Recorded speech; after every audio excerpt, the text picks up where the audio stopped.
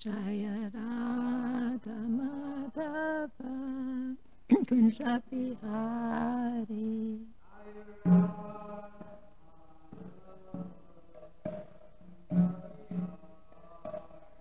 Jaya Radha Madhava Kunja Bihari.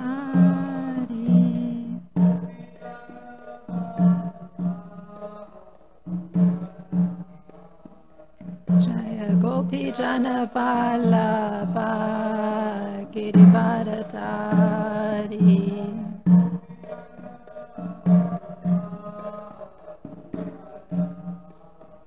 Jaya Gopi Jana Vallabha Girivardhari.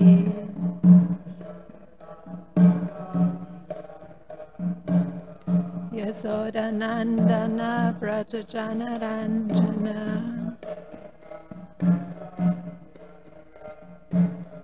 Yasoda Nandana Braja Jana Ranjana.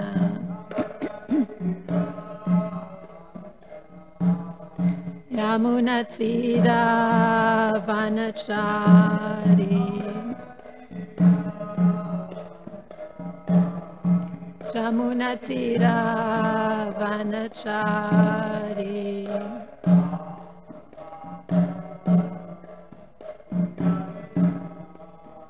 Jaya Radha Madhava Kunja Bihari.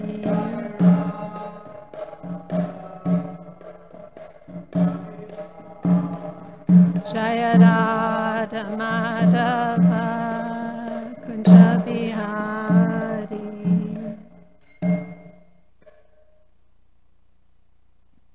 So Prabhupada ki jai, Srimad Bhagavatam ki jai. So we'll begin. Om Namo Bhagavate Vasudevaya. Om Namo Bhagavate Vasudevaya. Om Namo Bhagavate Vasudevaya. So we are almost completing the chapter, King Yayati achieves liberation. So that's Canto 9, Chapter 19. And the text for today is 27 and 28. 27 is on the board. So we can chant responsibly. Sam Samini Visham Suridam Prapayamiva Gachatam Vignayesh Yeshvara Tantranam Maya Virachitam Prabho Sasani Vasham Suridam Prapayam Iva Gachatam Vignayeshvara Tantranam Maya Virachitam Prabho Sasamni Sani Visham Suridam Prapayam Iva Gachatam Vignayeshvara Tantranam Maya Virachitam Prabho. Please chant. Sasani Vasham Suridam Prapayamiva Gachatam Vignayeshvara Tantranam Maya Virachitam Prabho. Try.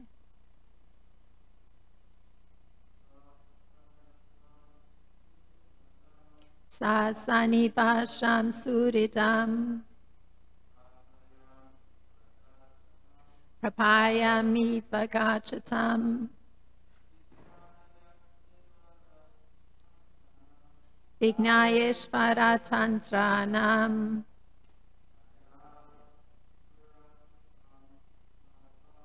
Maya virachitam prabho. Good. Sasani vasham suridam. Prapayami vagachatam. Vignayeshvara tantranam. Maya virachitam prabho. I'll chant text 28. Sarvatra sangam utsrijya svapna pamyena bhargavi Krishne manasamaveshya vyadhuno lingam atmanaha. We'll do the word for word translation, which will include 28, since the two verses are put together.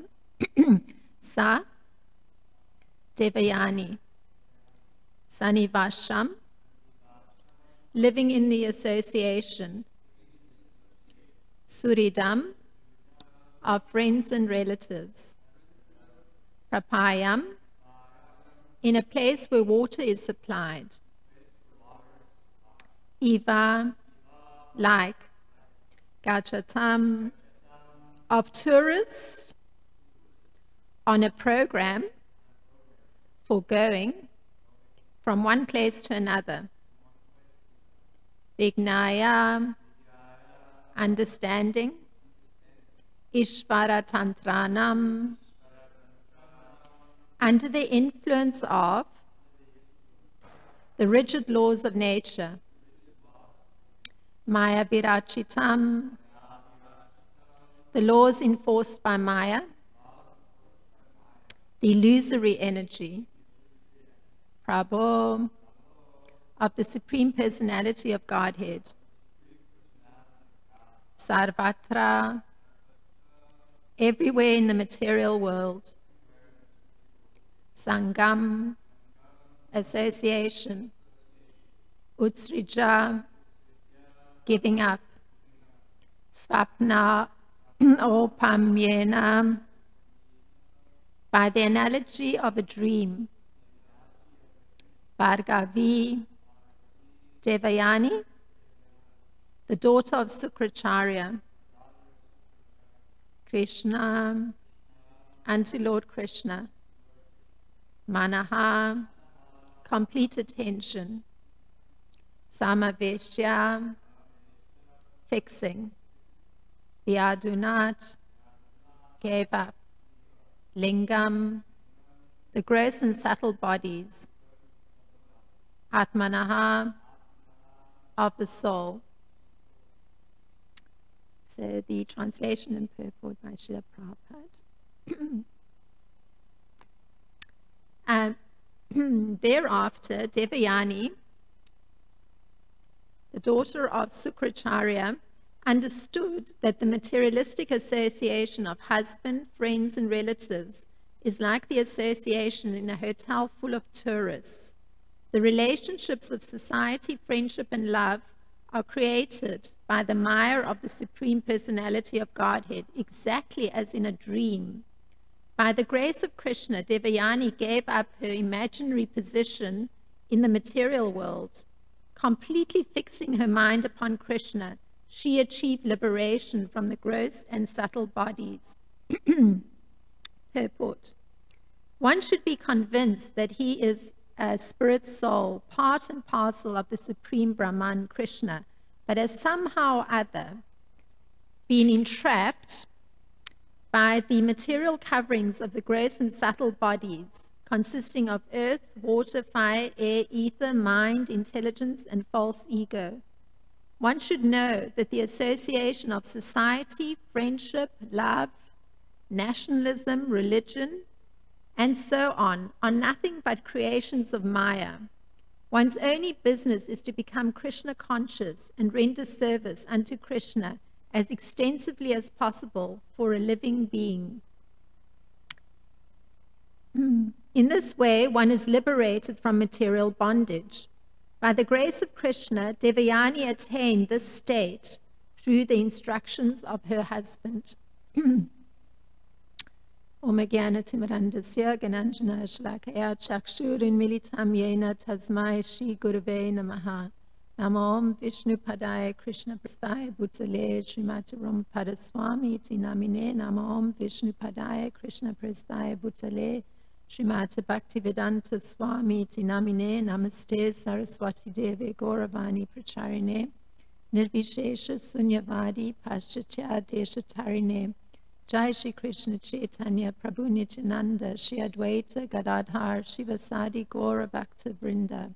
Hare Krishna, Krishna Krishna, Hare Hare, Hare Rama, Rama Rama, Hare Hare.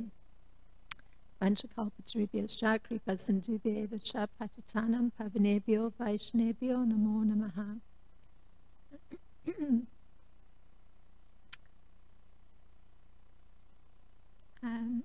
This verse is looking at Devayani, the wife of King Yayati, who has come to a point where she's given up her imaginary position in this material world. And why her position, so she's the queen, why her position exists in the imagination is because there is the illusion of relativity. So this is kind of a big phrase, so I'm going to try and look at this more closely. This means that in this reality, there's a close dependence of one value or quality on another. So there's the theory of relativity that we all have heard of, that was developed by Einstein and Lorentz. Usually the second person is not mentioned, but it was the two of them. And in that theory, I'm going to mention two things that they highlight, although there's probably about 6 main points in the theory of relativity. So these are sort of relevant to what I'm trying to highlight in this particular presentation. One of the particular, I guess, findings and presentations in this theory is that there isn't any observable absolute motion. There's only relative motion. And the second thing that they say is that the mass of a body in motion is a function of the energy content, and it also varies with the velocity.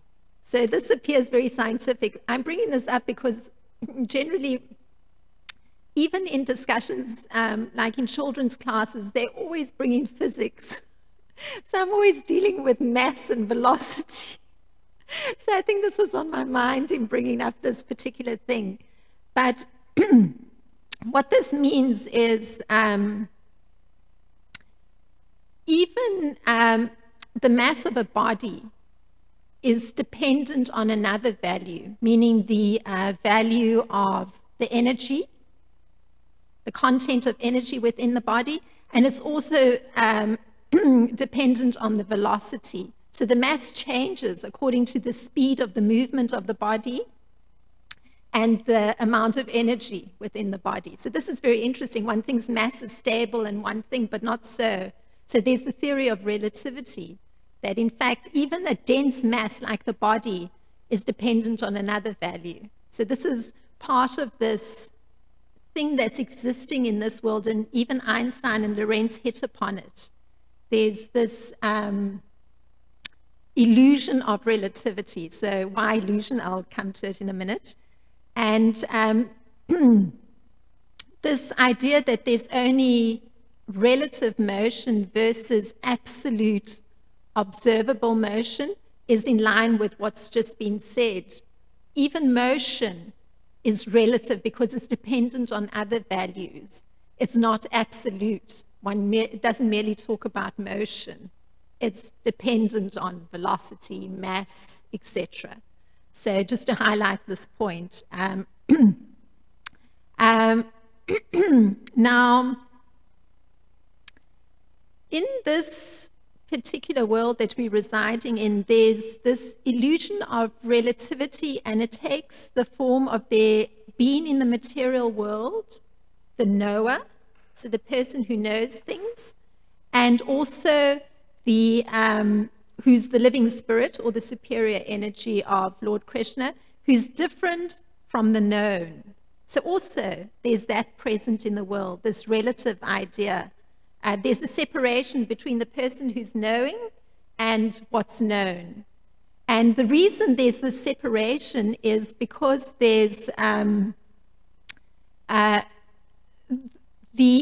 known isn't of the same energy as the knower. So the knower is composed of superior energy coming from Krishna, but the known, that the knower is coming in contact with, is composed of inferior energy, Krishna's inferior energy. So it means that there's relativity which takes the form of inferior and superior energy. And so it means that everything's composed of two parts. Now, since the living being is of superior energy, identical with the superior energy that's in the absolute realm. So this is even what Einstein was highlighting. There isn't an absolute motion, but there is an absolute realm. So in the absolute realm, there's superior energy. And the living being is actually composed of superior energy. But in the material world, this living being composed of superior energy is coming in contact with inferior energy.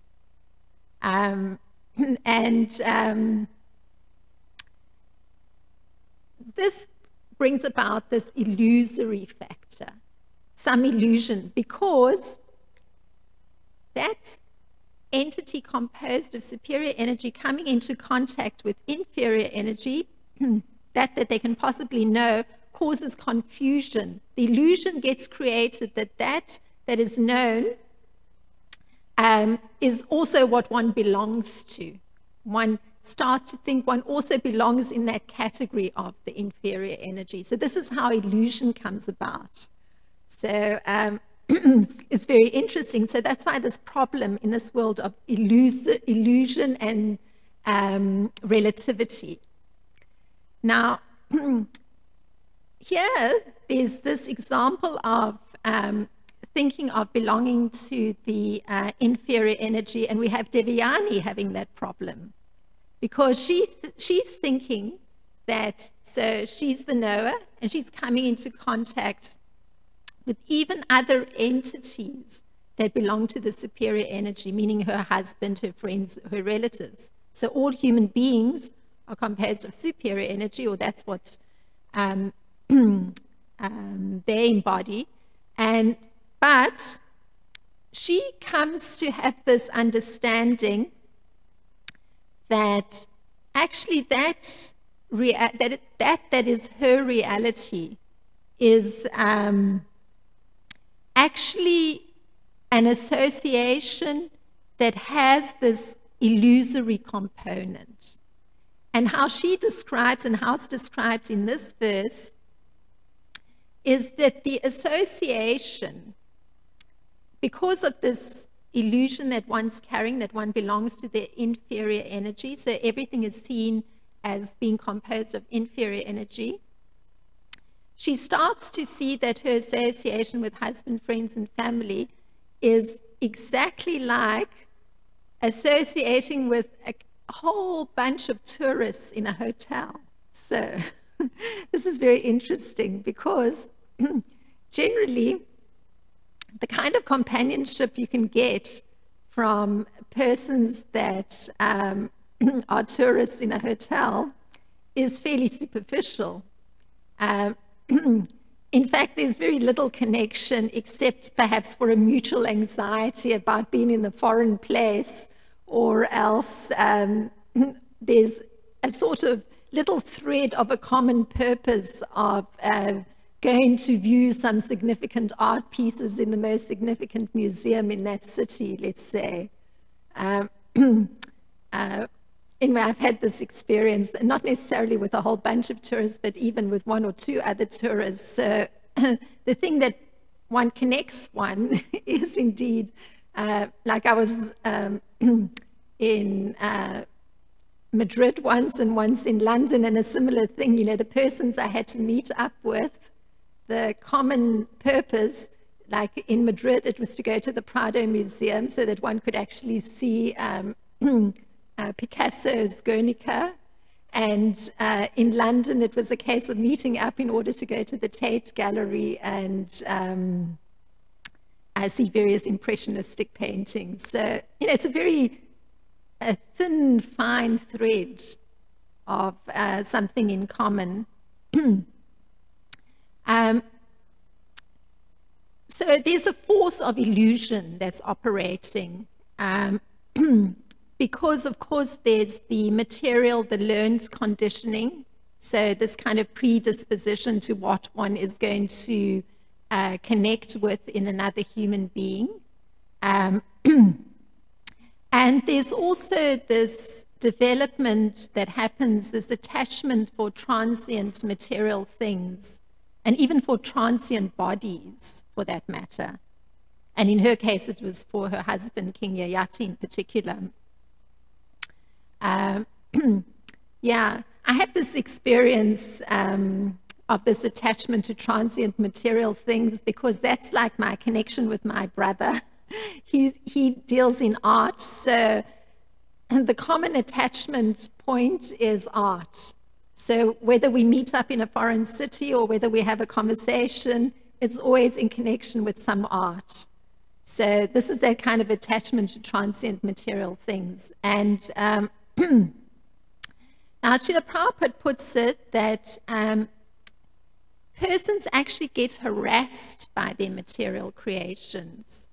So I was thinking about this, and the first thing that came to my mind was, you know, the magnificent World Trade Center that used to exist in Manhattan, because I lived many years in Manhattan.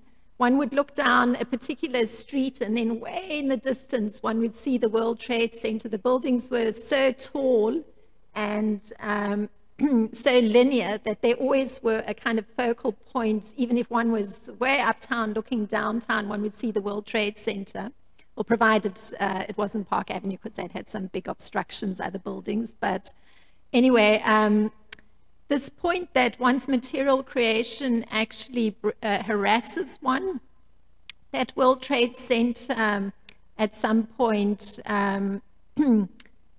some bomb was detonated in one building from a truck, or was released, and then some airplane hit the top of the, some terrorists got an airplane to hit the top of that very tall World Trade Center, and the result was that the way that the building had been built was that it actually caved in on itself, just the way it was designed. And so this was a problem because on every floor there were so many thousands of people. So then there are all these images that were subsequently done of persons being, you know, way on some very high floor, jumping from a window, because basically everything else was being engulfed by flames on the interior, just the way the building was designed. So anyway, that came to my mind as soon as I was reading Srila Prabhupada saying that even the material creations that one does actually harass one. So now, there's an attachment that's taking place in this interaction with the inferior energy, and according to the particular learned patterns that one's developing just by associating. And it's all taking place in what's referred to as the darkest region of Krishna's creation. So that's how this world is referred to, as the darkest region. And it's not really possible to escape from this materialistic, dualistic world simply by desiring to do so. It's not possible. And Srila Prabhupada points out that, in fact, there's actually very few persons that even want to escape, sadly. because they haven't actually tired of this material engagement, of binding themselves in some way to this promise of happiness by associating with the inferior energy. Now, persons who are materially engrossed, they have relationships that have been created by the Maya of the Supreme Personality of Godhead, that's stated in this verse. And usually one thinks of, what immediately comes to mind is what's often referenced in the Bhagavatam is the lives of householders in this category who are living only for their family members. So either it's the immediate family or their extended family. And because of this very narrow focus, it means that they're actually very envious of others. And in fact, we even heard that Devayani herself had gone through such an envious spirit right in the beginning, because she drew a distinction between her position and that of her friend Sarmishta. And I'm going to quote that the one statement she made that shows something of this enviousness. And we are even more respectable, referring to the Brahmanas, because we are in the dynasty of Brigu. But although this woman's father, referring to Samishta, being amongst the demons is our disciple, she has put on my dress exactly like a Sudra taking charge of Vedic knowledge. So that's kind of an envious position, making this kind of distinction between her position and that of her friend. So this is this kind of problem that happens when one has a very narrow focus, just focused on those that are immediately around one, that one sees as belonging to one's own reality and one's own area of importance. So now this engrossment is such that different subject matters connected to politics, science, economics, they actually become much more important. So the most important question always gets pushed aside. And that most important question is, and this Srila Prabhupada emphasizes over and over again, is finding a solution to those things in life which cause great unhappiness. So that's not usually a question that's looked at. And it seems the most obvious question that everybody has to go through this gradual diminishment in their the power of their senses, the strength of their body, the onslaught of either external or through lifestyle habits, the breakdown of the body through some disease developing, and then finally that actually one is forced to leave the body. So this particular question is always put aside, and one has this experience if one speaks to any regular persons. The opening statement will be a question about, some significant news item. This is always the case, whether it's, some tragic killing, or whether it's some disastrous turn in economics. I mean, these are very important topics generally, like extremely important. I mean, I have the experience, especially if I'm visiting, say, another country, and then persons that I run into, that will be the topic that's brought to me. Of course, it's quite unimportant, but to most people, it's extremely important. So the solution, though, came to Devayani by the grace of Lord Krishna. And Lord Krishna explains this. Mamupetya punarjanma dukhalayam ashashvatam napuvanti mahatmanaha samsidim paramam gata. So that's Bhagavad Gita 8:15, he says that attaining me, those great souls do not return to birth in this temporary place of suffering, having attained the highest goal. So this is actually the solution that's really, that question that's been avoided by everybody. This is actually the solution being presented by Lord Krishna. The question that's not asked, how to actually go past this huge, massive suffering, the questions that are not really looked at. And Srila Vishwanath Chakravarti Thakur, he puts it, that what one is trying to look for is eternal, continual, certain, and everlasting life. So it must be certain, it must be continuous, and it must be everlasting. That's actually what one is looking at. That's actually the, the real happiness that one wants to look for. So the birth one takes then, one doesn't want it to any longer be temporary or have this suffering component. One wants the birth to be full of joy because it's eternal. So that's the fundamental thing that one wants to have be one's reality. So the means for attaining this birth is to exclusively think of Krishna, and this is mentioned that Devyani came to this point, because this exclusive thinking of Krishna allows one to reach the highest perfection. It means that one's consciousness is on a different level. So on this level of consciousness, where one's trying to attain perfection, this perfection of pure devotion to Lord Krishna, so that is one's reality, just one's devotion to him, as opposed to any other distraction of interaction with the inferior energy. Only then can one be situated in one's real life. So this was the problem that we were looking at, moving from this imaginary, illusory relativity to actual reality. So that's the actual reality, being able to constantly think of Krishna and exclusively think of Krishna, particularly exclusively think of him.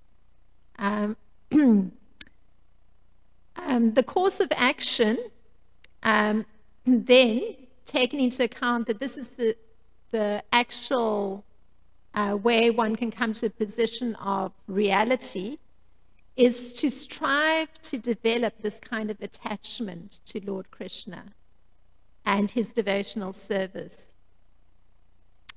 I was thinking about this a lot, that how long it takes or what distractions there are in developing attachment to the service of Lord Krishna. And it's so interesting when one goes past one's particular attachment of that connection with the inferior energy. One looks back and thinks so many years were actually spent thinking, I have to do this particular activity. Like in my case, I used to like doing photography a great deal. And I never imagined there'd be a time when I could be very detached about it. But that actually happens just by virtue of the increased attachment for Lord Krishna and his devotional service. So if photography is now done, it's in relation to service. It's no longer a separate thing. Now, as opposed to the lifetime of an envious householder, and this is how that lifetime is described, the envious householder. It's passed at night either in sleeping or in sex indulgence, and in the daytime either in making money or maintaining family members. So this is actually can be an entire lifetime made up exclusively of these activities. I mean, it's an extremely narrow focus. And Srila Sukadev Goswami gives this description in the second canto of Srimad Bhagavatam. And one also doesn't need to spend time using one's time, and Krishna explains it this way, in any kind of speculative argument, and I've come across quite a lot of people who do this, so it's of relevance to me. There's this argument, the world is real. No, it's not real. So this is constantly examined. It's a big philosophical question. And Krishna puts it that it's actually not necessary to go into this kind of examination, because the reason one's going into that examination is because one doesn't have knowledge of the Supreme Soul. And one is merely trying to understand something of the material duality once again, that relativity factor. And although such argument is useless, this is Krishna talking, persons who have turned their attention away from me, their own true self, are unable to give it up. So it's pretty tragic, not being able to give it up. This is from 11th canto of Srimad Bhagavatam. That's how Krishna describes this problem that happens with those that do start to even look at the relativity on a philosophical level. So even for a Gyani or philosophical speculator, without understanding Lord Krishna's argument over the reality and unreality of the material world, it actually turns out to be quite useless. And the point why it's useless is because the world is real, and it emanates from the supreme reality, Lord Krishna. So if one doesn't have that concept, then one is just looking at the dualities or the relativity part. So there always has to be the connection with the origin, because that's the complete. So then one doesn't have to look at relative if one is connected to the complete. If one doesn't understand the reality of Lord Krishna, one can never definitely ascertain the reality of his creation. This is the problem. One will always wonder if one is actually seeing something or merely thinking that one is seeing something. I mean, these are philosophical concepts. If you read any philosopher, this is the struggle. Is it real? Isn't it real? Does one see or does one not actually see? You know, is it imaginary? So again, it's that confusion connected to looking at the illusion and the relative aspect of the illusion. So difficult. So the resolution to this kind of thinking or conjecture is to take shelter of the Supreme Personality of Godhead, so that one can advance in spiritual enlightenment and progressively become more satisfied with one's beautiful experience in Krishna consciousness. So it's on, a completely raised level of consciousness, not caught up on that lower level of the relativity. So Devayani, she completely fixed her mind upon Lord Krishna, and she actually achieved this kind of liberation from the subtle body, the mental part, and the gross body. And Srila Bhaktisiddhanta Saraswati Thakur, he describes this change of thinking that happens, just fixing one's mind on Krishna. So as opposed to thinking, so this is the general thinking. This is Srila Bhaktisiddhanta Saraswati Thakur, and I think it's so brilliant because you don't think it's possible to analyze in a few sentences the way general thinking is, but here he puts it. Let me be happy. Let everyone else experience some inconvenience or discomfort, but let me be happy at others' expense. So this is the unfortunate thinking. I mean, it's analyzed in a couple of sentences, but it's a whole way of being. I recall when I was growing up, I had a father who was just a regular Catholic. So he would say to me, you're an intelligent person. You have to make sure that you surpass everybody else in your class. You know? So I'd say, oh, but there's somebody very intelligent. There's a friend of mine who's very intelligent. I'm quite happy if she does as well as me. No, you have to surpass everyone. So that's that kind of thinking, you know, let me be happy and, you know, at the expense of everybody else. So, yeah. Anyway, we always had conflict, my father and I, but that's part of the reason. So, so the change is that let us not deceive or dispossess anyone else. And this is Srila Bhaktisiddhanta Saraswati Thakur. Let us all get together and chant the names of the Lord 24 hours a day. This is his solution. So, so as opposed to being on the path of fruitive action, or a path of knowledge, or the path even of ordinary dull interest, let one be on the path of pure devotion to Lord Krishna, where nothing is needed except chanting. This is Srila Bhaktisiddhanta Saraswati Thakur. And so first one has to hear through one's ears, and then the other senses will act in a favorable way. So it's a means for infiltrating into that illusion that one is carrying. So Srila Bhaktisiddhanta goes on to say that one who's taken shelter of devotion, he has to go beyond the highest limit of human intelligence. And it means that one cannot be interested in any concept that's created by a human. So to be influenced by any concept which has come from humankind, so let's say, you know, I brought up right in the early part of the discussion Einstein's theory of relativity. Even to be influenced by that kind of concept in some way, even though it's accurate from the point of view of his touching on that there isn't even absolute motion, but relative motion in this world, there's still the problem that one could get all tangled up in mathematical formulations, which, you know, I find generally when the other day I was discussing the pastime of killing Aghasura. So this was a cause of great discussion amongst the children because physics was an important factor.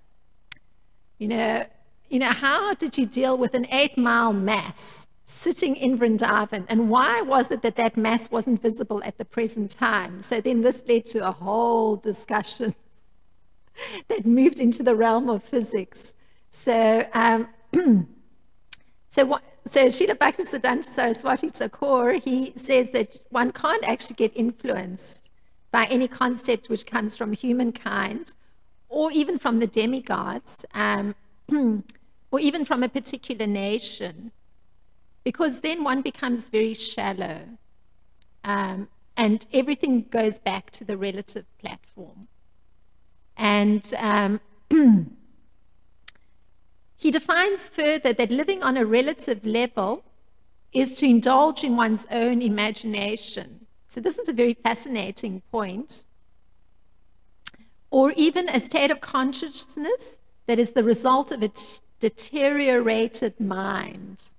So if one's functioning on the relative level, the mind is deteriorating because one's never actually able to come to any answer. So the mind is actually deteriorating. And he also puts it that this living on a relative level has to do with indulging in one's own imagination. So I thought about this, and I thought it's equivalent to like daydreaming. You know, one just lets the mind go, and then, you know, this picture gets presented, this possible reality gets presented, that possible reality gets presented. So this is all living on the relative level. One has to rein in everything, and also the imagination. So it's important not to be tempted by previous experience. This is Srila Bhaktisiddhanta Saraswati Thakur talking, because that's the imagination moving onto the relative level. A lot of it is connected to previous experience. So one is creating these imaginary pictures based on previous experience.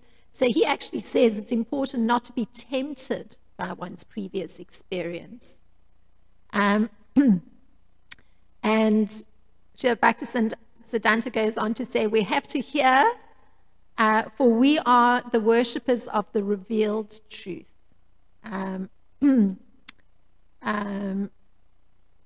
We have to hear those words which would pierce through our ears, those words which come from the Acharya, so that we go to him with our offering of self-surrender.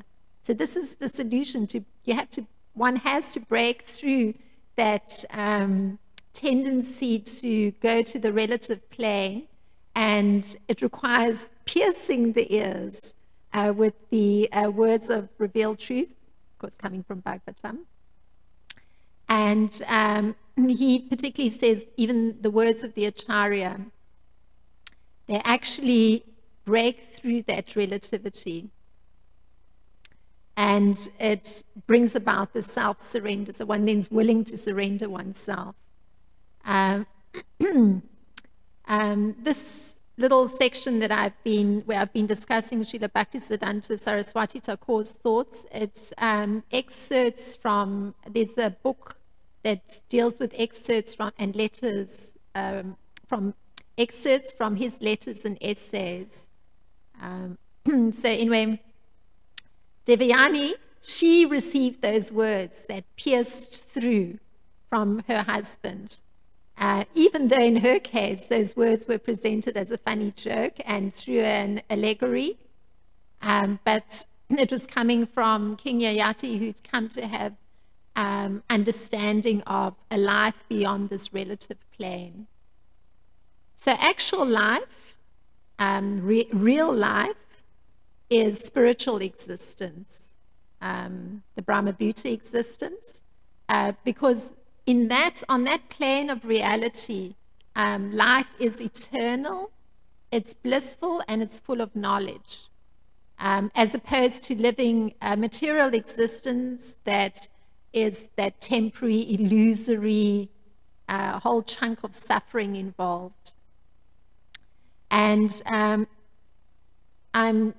I guess I'm going to close off with the verse that comes from Bhagavatam, 1st canto, 2nd chapter. By rendering devotional service unto the personality of Godhead Sri Krishna, one immediately acquires causeless knowledge and detachment from the world. And this is spoken by Srila Sutta Goswami. This is the means for getting in contact with the Supreme Lord. And it is a science that's actually open to all living beings, be it the great self-realized kings like King Yayati, the extremely qualified brahmanas, or even all the other categories of persons. Yeah. And I'll read the Sanskrit for that particular verse since it's such an amazing verse. Vasudev Bhagavati Bhakti Yoga Prayojita Janayati Asu Vayagyam Jnanam Chayad Ahaitukam.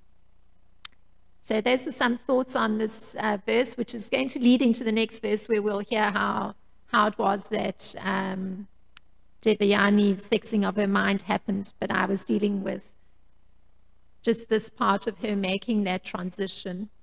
So if there's any thoughts for our discussion.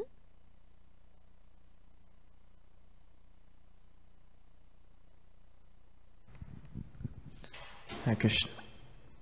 Thank you for class. It's really nice. I was thinking, just sharing some thoughts that I had.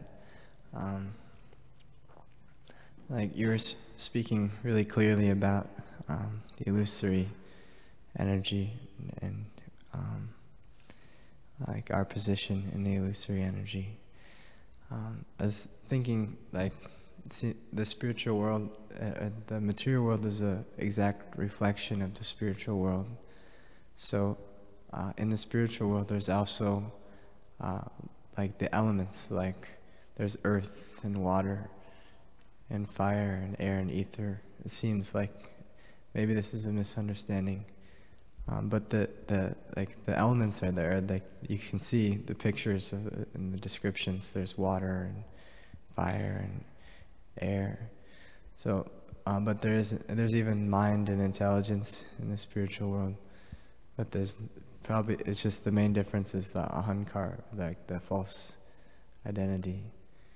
It's in the third, I think 15th chapter of Bhagavad Gita, it says that like the banyan tree, it's a upside down banyan tree, and the real tree is in the spiritual world. So everything is there, it's here, but it's a exact reflection, and it's situated on desire. I think it says something like that. So something like differences our desire and our sense of identity, but otherwise it's the exact same. Like it appears the exact same. So I was thinking also, like what I'm trying to think more like specifically, what is the illusion? Like, because before I came to Krishna consciousness, I started practicing. I kind of got into this like identity illusion. Like, I mean, I was already in it, of course, but it became really prevalent and extreme when I started like pursuing like my desires. Like I wanted to become something, so I started like, it's like this whole concept of like manifesting your destiny, and that really creates like this ego trip where you start imagining everything around you as like going in your direction, and it's all for you and your destiny.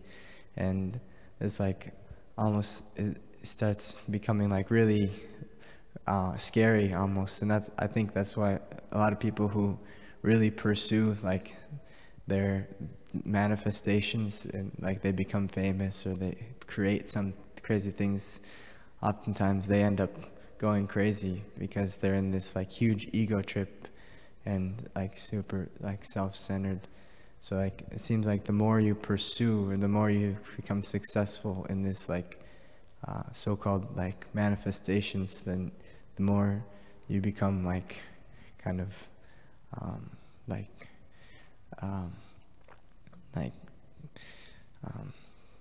I don't know, the illusion gets exposed more and more the more you pursue it, and the more you're successful in like doing something in the material world. Like that was my experience, and just sharing. Thank you, Giritari, for your thoughts. You had the understanding that the same elements and the same composition is present in the spiritual world as in the material world, and this wouldn't be the case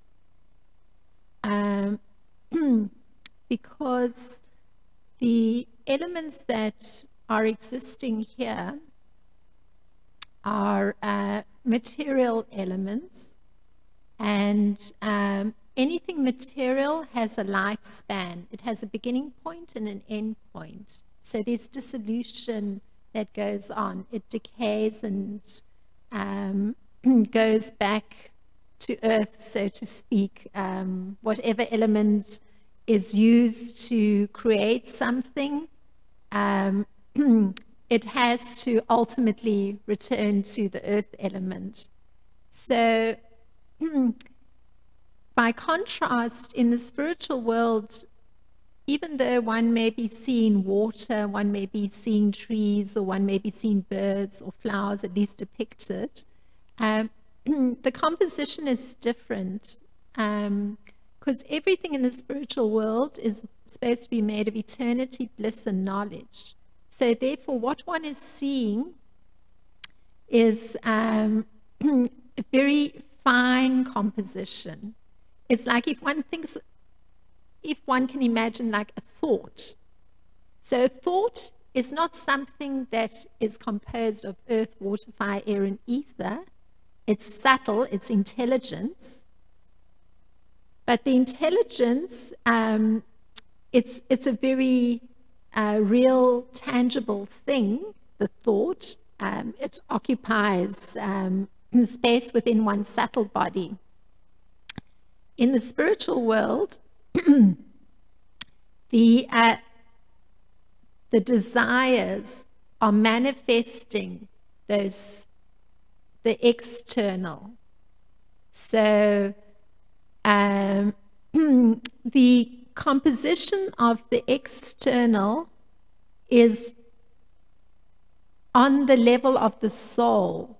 So the composition is knowledge. So even the external, what one is seeing, it's made of knowledge and eternity and bliss. It's very fine composition. So how that translates into the shape of a tree or the shape of water or the shape of a bird or the shape of a flower,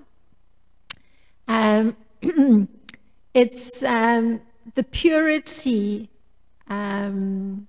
manifests in that way. The purity of service to Krishna allows for the manifestation of those things. So it's very different to the composition of things in the material world with the material elements where there is that deterioration, the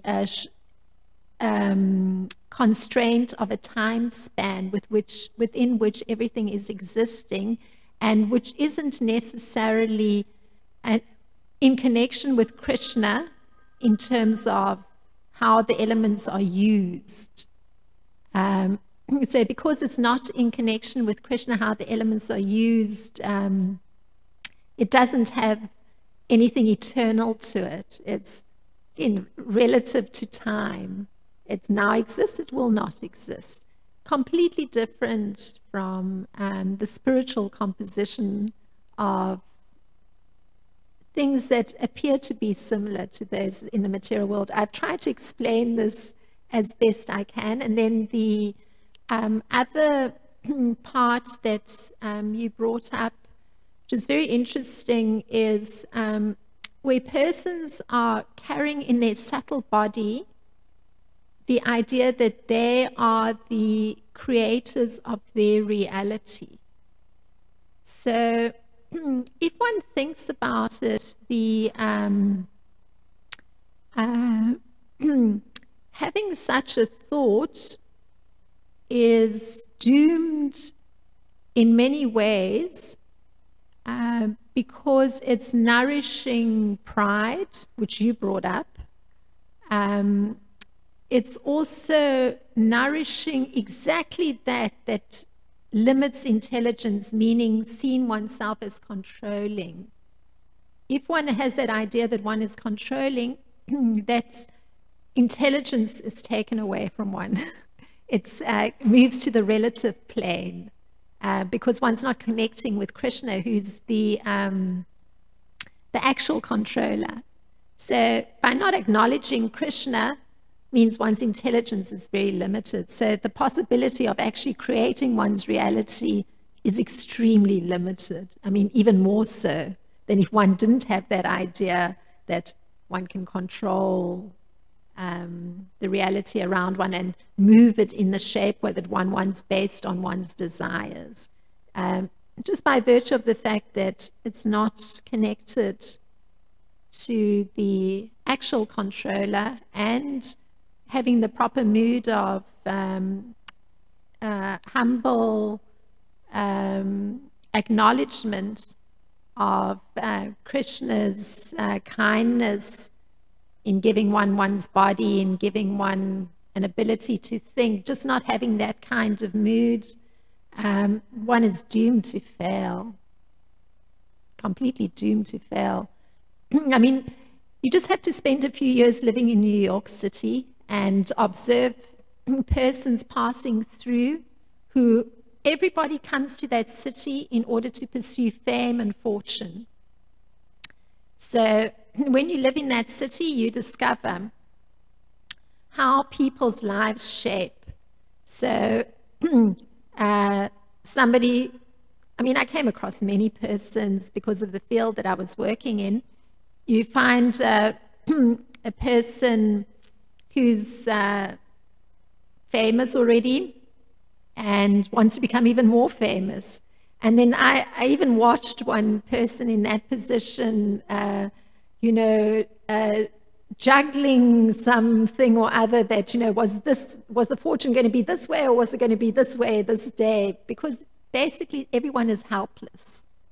They actually have no control over their destiny. I mean, there is no control. So it's only with acknowledgement of Lord Krishna and his being the actual controller that then things move onto a real plane and one can see properly and one can understand what it is that needs to be done.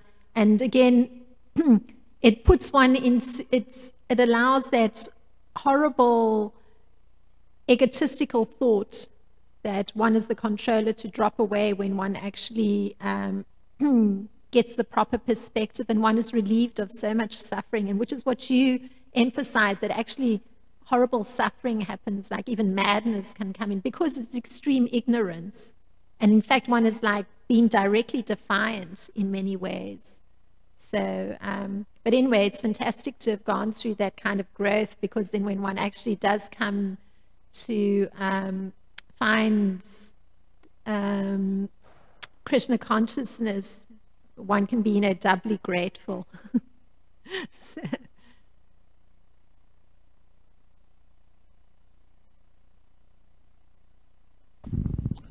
Hare Krishna Masaji. I only have a comment, well, a special comment, and you don't have to elaborate on it if you like. It's just a glorification, appreciation of your point you made that I really appreciate also. And you said when people associate with each other in hotels, it's very superficial.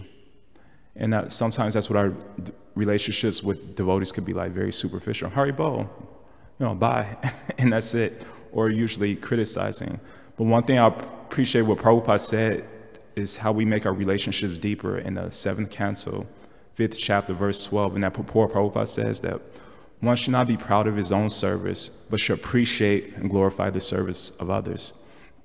So on that note, I'd just like to appreciate, a couple people. Today's Raktat's birthday. And also there's another birthday, another devotee, but Raktat, I would keep them short, but the one story I appreciate about, and I mentioned it before, is that one time he was at a restaurant with his mother, and he had a very, very disrespectful waitress. And naturally, when you have a disrespectful waitress, you're not going to leave him a tip or maybe a penny for more insult. So he decided, and his mother also concurred, that instead of reacting in a normal way, let me make her day. So when she came to give the check, Raktat Prabhu, he actually grabbed the lady's arm like he was going to retaliate against her. And he said the lady was about ready to punch me. So then he put something in her hand before she punched his lights out. When she opened it up, it was a $50 bill, and that made her start weeping, because you never know what people are going through in their lives, And that's the same with devotees. Our devotees, we just don't deal with Krishna consciousness, this etiquette, this bhakti sastri. We all have our threefold miseries in our life. And to be hard on devotees all the time, for me, I feel that it goes back to being superficial, our superficial relationship with devotees. There's another devotee whose birthday today, Bhakti Sunny. And man, I really appreciate Sunny's, we all have our faults, and Raktat would say I have our faults, and so is Sunny. But the one thing I really appreciate about his association is that he's always glorifying devotees. Pretty much every devotee, since the devotees are here now, I'll mention a couple of them. Acharya Nishis, he doesn't have a problem with calling devotees Maha Bhagavats. Acharya Nishis, just recently, 2 weeks ago, he told me, you know what, Giridhari, you could tell he's elevated, his consciousness, tremendously from before. He was like, you could just tell, it's obvious. That's what he told me.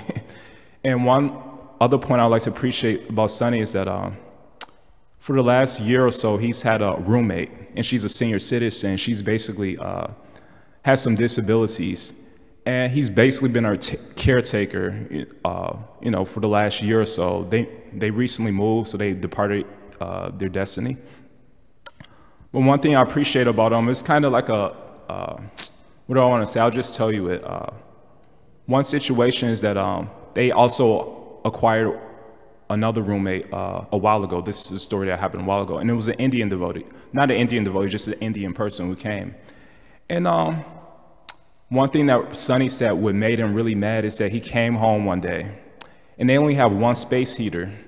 And this Indian person, he wasn't a devotee, obviously. He took the space heater from the old lady who has many problems and put it in his own room. And so Sonny was always about ready to kick his butt. So they had to kick him out, you know. So he took this is only one space heater, so he gave it back to her. So it goes back to, you know, anyone could come from a country, like Subal said, with culture. But real culture is not simply putting on a show for people when everyone's around, but what are you doing in private? How are you treating others?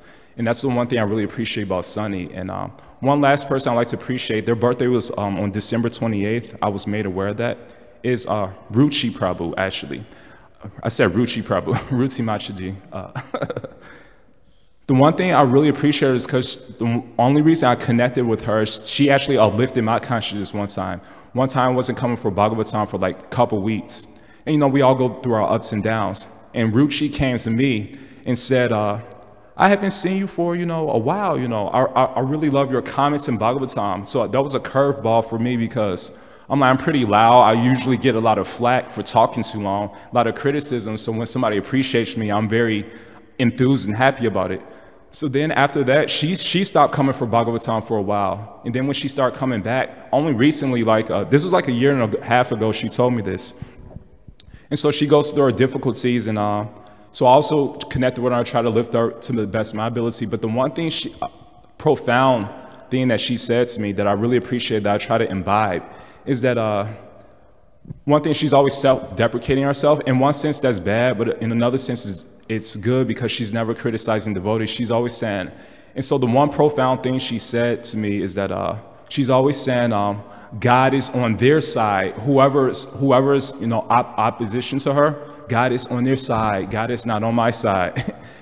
And that's the opposition of a normal mentality. We usually say God is on my side and God is not on their side. I'm the good guy and they're the bad guy. She says the complete opposite. So I was like, this is a good mentality to have, and you'll always have Lord Krishna's mercy by maintaining that mentality. So that's a few points I wanted to make, is that, you know, we have to keep things in perspective. We could leave our bodies any moment, get in a car accident. So why not appreciate devotees instead of criticizing and finding faults? So that's one last point I'd like to end with. In chapter 50 of Krishna book, the chapter entitled Krishna Arrests Dwarka Fort, Prabhupada mentions a very important point. He says demons do not try to find their own faults, or the faults of their friends. They only try to find the faults of their enemies. And that's one thing I keep in mind all the time, is that keep things in perspective. You know, everyone has their faults, but to the degree we always find fault with each other, our relationship would be very superficial and shallow if we don't increase our glorification of devotees. Nasta prayeshu abhadreshu nitya bhagavata sevaya. Prabhupada says in his purport that there's two Bhagavats, you know, the devotee Bhagavat and the Bhagavatam. Srimad means the glories of the devotees in the Bhagavatam. So why don't we increase our glories of the devotees instead of increasing our faults of the devotees? So Hare Krishna. All glories to all the devotees in general, the pujaris, everyone. But I specifically mentioned a few devotees today. So thank you for letting me take your time, and Hare Krishna. My goodness, Jai Baladev, I don't know if I can say anything after that long. Well, yeah. Yeah, actually one can go even further. One can actually go and pray to the deities for the success of each and every devotee's service that they're performing. That's even better. Hare Krishna. I just have one question I just want to make sure I understand on Giridhari's point that he made about creating about reality. And so, I don't know, I understand it as we don't create our own reality. Krishna allows our reality to unfold. Is that correct? Like, the more we devote ourselves to Krishna? You want to respond to Tendra? Okay. Enlighten us. They asked Srila Prabhupada, what is Krishna consciousness? And he said, reality, Krishna consciousness is reality distinguished from illusion for the benefit of all. And instead of becoming the controller, we should become the cooperator. Man is the architect of his own destiny. Krishna consciousness is for those who are materially exhausted. You know, thank you. Yeah, so Jitendra's very cryptic statement from Srila Prabhupada highlights that point that and I think it was something I was trying to communicate in the class, that actual reality is the reality where there's a connection with Krishna. And that we consider reality, our regular life, where we're not seeing the connection with Krishna, that falls into that category of everything being relative. It's on a relative plane. One thing is dependent on another thing. And then there's an illusion that gets created because it's not in connection with the source of everything. So there has to be that acknowledgement of the source of everything. Then one's consciousness is raised, that it goes beyond the relative plane. So in terms of Giridhari's question of whether one is an architect of one's reality, and Jitendra brought it up that Srila Prabhupada said one is an architect of one's reality, if that reality is on the Krishna conscious plane, meaning it's a reality where one's consciousness is connected with Krishna. So one is chanting the holy name, for instance, which is what Srila Bhaktisiddhanta said was the most important thing. One's consciousness is on a level that's allowing for Krishna to orchestrate one's life. Because one is attempting to surrender to him, and he plays a reciprocal role of protecting one and shaping situations for one such that one can get closer to him in one's devotion to him. So in that sense, one is the architect of one's reality by one's surrender to Krishna and giving him the space to orchestrate things in such a way that one's reality is moving closer to him. But the other reality that one may attempt to shape and carve out that's on the relative plane is just doomed to failure, because always everything, one thing is dependent on another thing, is dependent on another thing. So one's always caught in some sort of conflict or uncertainty or anxiety, always. And being on the real plane of connection with Krishna, one becomes free from that anxiety, one becomes free from that kind of conflict, one becomes free of that relativity. So one becomes transcendent to those things that hamper